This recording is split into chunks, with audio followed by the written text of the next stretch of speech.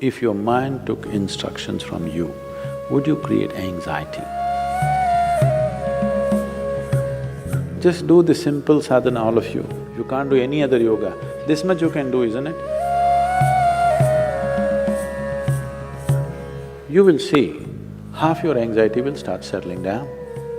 Because essentially the conflict is, there are two dimensions within you.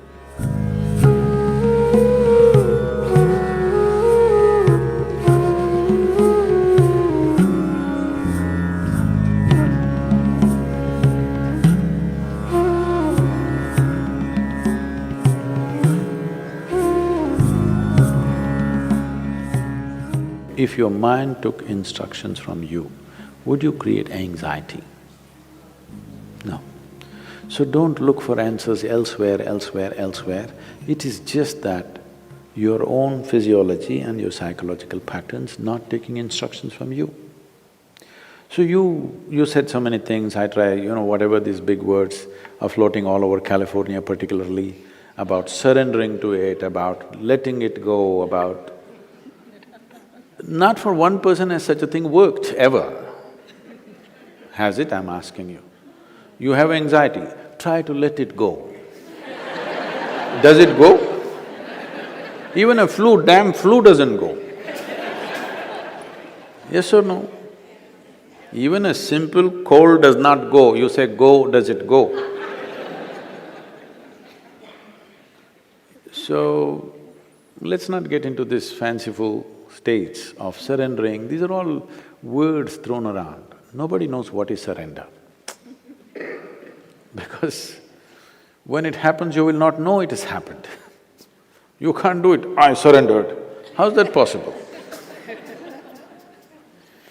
So, leaving those things, essentially, as I said, you have not read the user's manual of how this works. We need to pay attention to this. The system is made in such a way, if you hold your hand like this, it'll work one way. If you do like this, it'll work another way. If you do like that, it'll work another way. It's a phenomenal process. If it was a simple thing, we could have just beaten it into shape with hammer and anvil, okay? It's too sophisticated. It's a phenomenally complex machine. One needs to pay a certain level of attention to be able to use it for what it is designed for. Otherwise, it'll get itself messed up. Now, there may be many factors, there may be genetic factors, there may be sociological factors, there may be growing up issues, various things. But do not ascribe your problems to any of those things. The important thing is just this, you are not able to have your mind the way you want it. That's the only problem you have, isn't it? The moment you ascribe it, I'm like this because my father was like that, I'm like this because my grandfather's genetics were not okay, you're finished. Because we can't change those guys now. Yes? You can't choose a different father or a different grandfather now, it's over. But you can transform this. You must understand, still it doesn't matter you have anxiety disorder. Still, if you put a piece of carrot, there is an intelligence here which can transform a carrot into a human being. That means every day a new body is being manufactured within you, isn't it? In parts, a new human being is manufactured every day. When the very source of creation is functioning within you and a new human being is constantly being created, if you take little charge of that, you can create an entire new physiological and psychological process. This happened to us some time ago. Last year, we were trekking in Tibet. I was in a tent, I was doing some work and another person was cutting an apple. One of these porcelain knives these days. So the other person around says to this person, "It's a very sharp knife, be careful." It irritates me a bit. I look like this because he's a grown man. If it's a child, it's different. Then we have to watch how he uses the knife. It's a full-grown man. And a knife is supposed to be sharp. If it's not sharp, why do you call it a knife? So I ignore it and continue to work. In another 2 minutes, she says again, "It's a very sharp knife, be careful." I said, "Come on, he's a full-grown man, leave him alone, he knows how to use this knife. This stupid knife can't he handle? It's not some earth-moving machinery or spacecraft or something that he doesn't know how to handle. It's a knife." She says, "No, Sadhguru, it's a very sharp knife." All right. And I continue what I'm doing. In another 2 minutes, she whispers to him, "Please be careful, very sharp." And in another 2 minutes, he cuts his finger. Then I give up, okay. This is all that's happening. This is all that's happening with life. You have an intellect for which you don't have a stable enough platform. Or in other words, you have a sharp knife, a very sharp knife a very sharp knife in your hand, but your hand is not steady. Please see, it's your own mind which is causing all this pain, isn't it? Yes or no? So you have a very sharp knife, the sharper it is, the more you cut yourself. So we don't have to blunt the knife, we just have to have a steady hand, isn't it? Nothing has been done about that.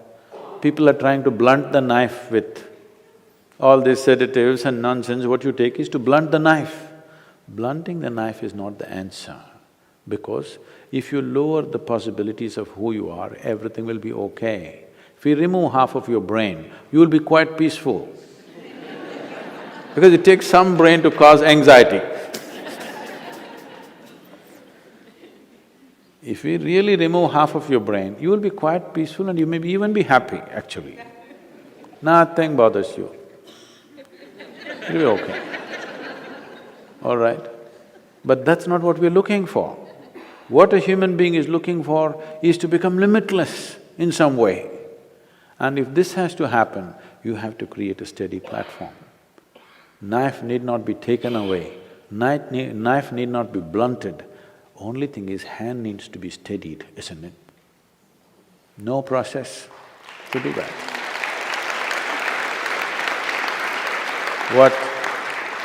What inner engineering means, what yoga means is just this. When I say yoga, being in California, don't imagine all those impossible postures.